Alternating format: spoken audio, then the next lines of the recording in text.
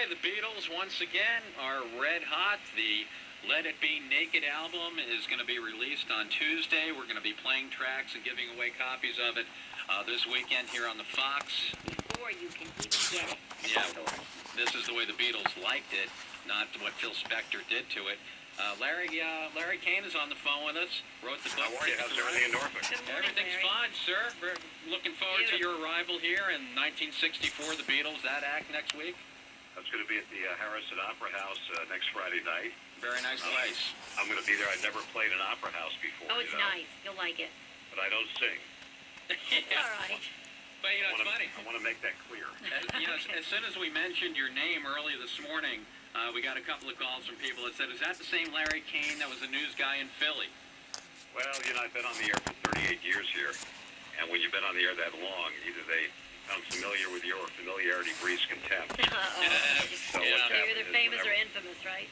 If you mention my name and you're from Philadelphia, people pretty well know who I am, for better or for worse. But it's funny, we were just talking before we went on the air that, we've got this is like the 40th anniversary of the Beatles arriving here in the U.S., the Kennedy assassination, the 40th anniversary of that. We're getting old.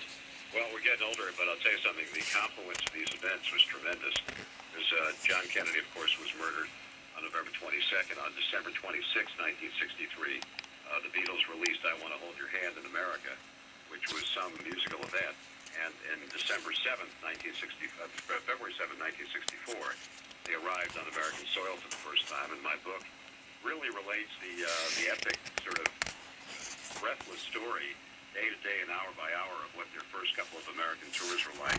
When I read it sometimes and look over it to make sure I've done a good job, I get kind of breathless myself. I can't believe that I really was there and experienced this traumatic, crazy, frenzied, almost melodramatic event that occurred back in 1964 and 65. Yeah, and you were a newsman. You weren't really a radio guy, and you weren't thrilled about having to take on this assignment.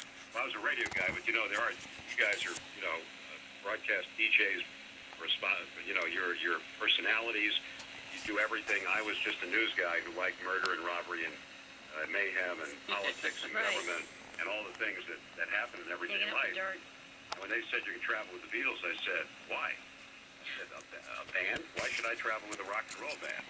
And little did I know that I would be, part of the destiny of history. But who the heck has vision when you're young, When the plane landed in Miami, were the fans allowed on the runway itself? Well, that wasn't part of the first American tour. They visited Miami, and they were not allowed on the runway. In fact, the Beatles flew on a National Airlines jet. They were not on a charter jet, and I was down. If you look in the book, you'll see a picture of me as a little handsome baby boy doing the play-by-play of their arrival. What happened was that the kids were up in the concourse, and they were smashing through jalousie windows and all kinds of craziness. And the Beatles were very shocked because they didn't expect. First of all, they never expected the anticipation and the excitement of the American arrival. But the real explosion happened, the real explosion of emotions happened in August 18th, 1964, when they arrived in San Francisco on that 27-day, 27-city tour of America. And I was behind the scenes with them in their suites and their airplanes. It was just an incredible experience to watch these four young people so approachable and so poised, becoming part of history. Of course, even during the first trip, none of us thought they would ever survive. Right. This was just another fad. I mean, how can anybody be bigger than Elvis?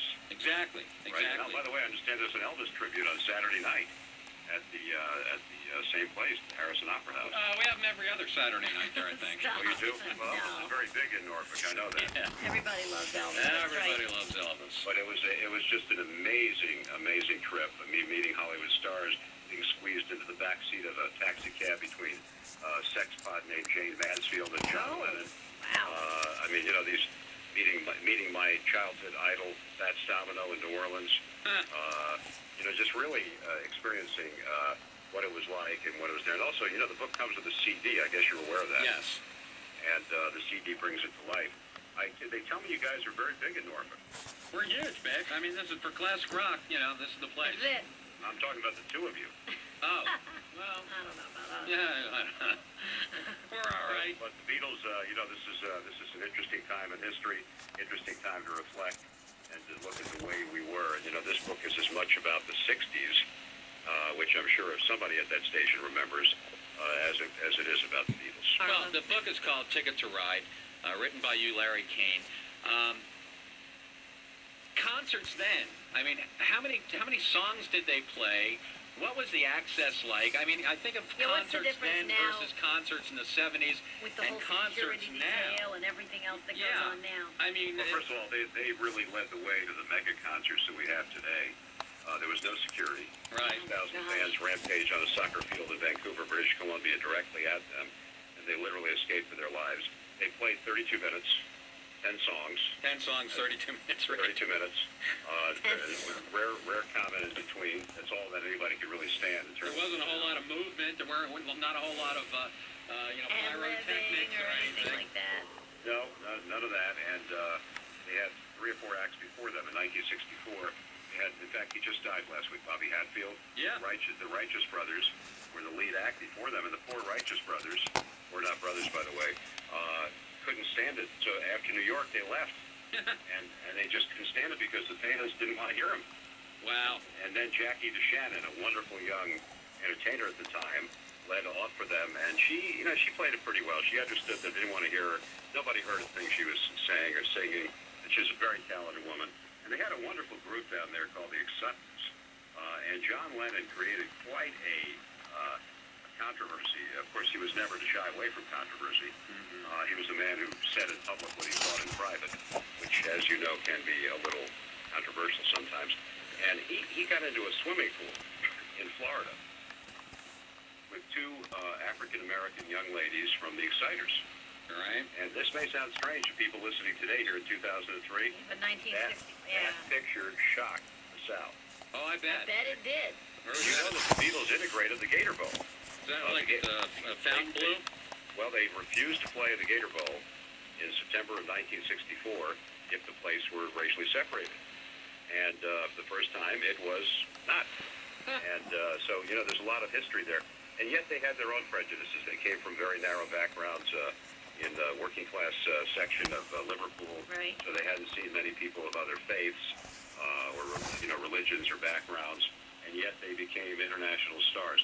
I'll give you a short version of the question that everybody asks me. I've done 19 political conventions.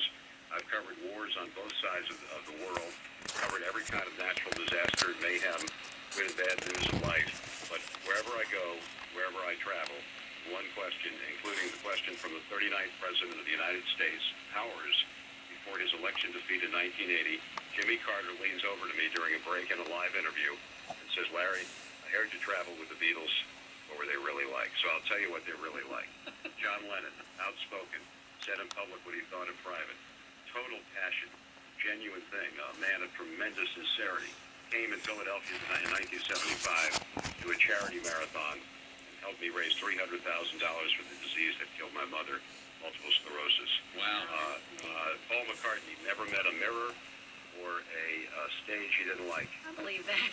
This is a guy who was made to entertain. Yeah. He made love to the audience with his eyes. He should have been arrested for what he did to those girls, I'm telling you.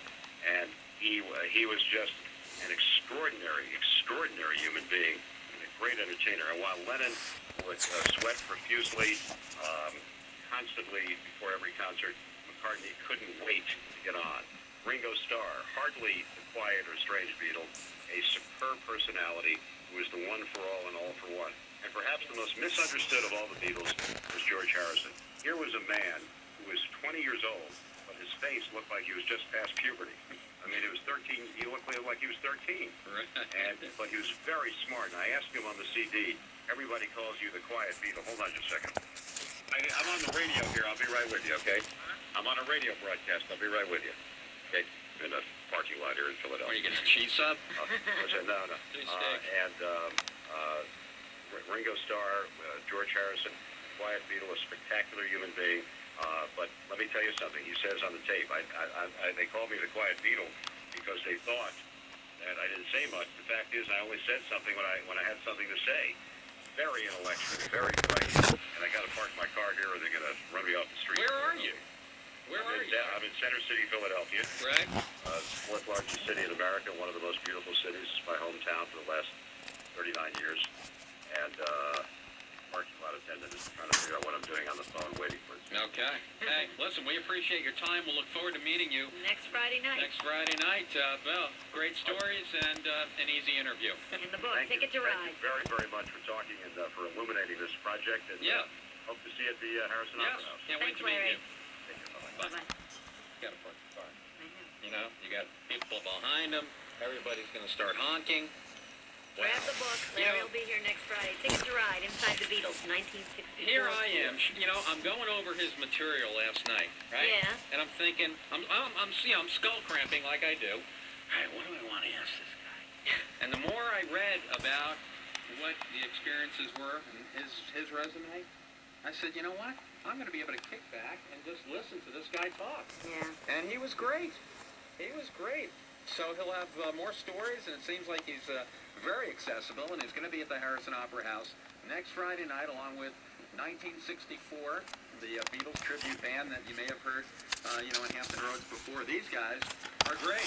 So it's The going to be closest quite a thing night. to the real deal. Yeah, and you want this is a good book because it comes with the CD, with the interviews and everything, and it's just a great piece of history. And obviously, Larry did a really good job with it. So there you go, Larry Kane on the box with us. You heard how big we are. Yeah, I'm a 38 waist. It's 8:30. Jeff and Layla coming back. What? Give me thumbs up. Beatles, why not? Okay. Jeff and Layla, we're not talking to each other for the rest of the morning, so. Gonna make for a tough radio show. Jesus, I've been psychoanalyzed for the last 4 hours. You're a psycho. That's all it is about the All word you've been doing psycho. is analyzing. No, you know what he says? Because he says something, and then I ask him You a know what I question. really feel like doing? Why? Okay. I don't believe you just turned my mic off. No, go ahead. Go ahead. No, every time I ask you something, you give me this like one-word answer, so I want to know why. That's all. When Jewish men do this with their hands, forget about it. Yeah, It's like, leave it Not alone. important. Drop it. Right. Look at the hand. All right, well, I'm done. done. Don't look at me. She is in like one of these moods today. She must have read one of these like self-help books last night, and it's like she's trying it out on me this morning. No, I haven't. Really, I swear. I know. I'm serious. I've not read anything. I'm But dude, you serious. can use a lot of help. After 6 months, I've learned that about you. Isn't it beautiful, though? Huh? Isn't it You're beautiful? like a science project. I am. You're like something left in the refrigerator too long. That's it, baby. That's it. Hey, talking about the Beatles, just want to remind you, this is going to be a great Beatles weekend here on the Fox because we are going to be playing tracks from the Let It Be Naked album without all the Phil Spector Pure Beatles. strings and arrangements that he imposed on the Beatles. Apparently they didn't want it, so the album has been stripped down, and we're going to hear tracks that we're very familiar with that are going to sound completely different. The way it was intended. Well, until, you By the can Beatles. look at it that way. Oh, no, I'm not complaining about the No, way it was because I written like the way it before. Yeah, I mean, So no, I'm curious to hear what it's going to sound like because I haven't heard it yet. but, it's always nice to get something different. Yeah, so the tracks are going to be kind of like trimmed down a little bit. So it'll be interesting. Plus, we're going to be giving away copies of the CD and playing the tracks this weekend, and they go on sale on Tuesday, so you can win it before it goes on sale on Tuesday. And, of course, next Friday, 1964, the Beatles going to be at the Harrison Opera House. Little help from your friends here at 106.9. The Fox.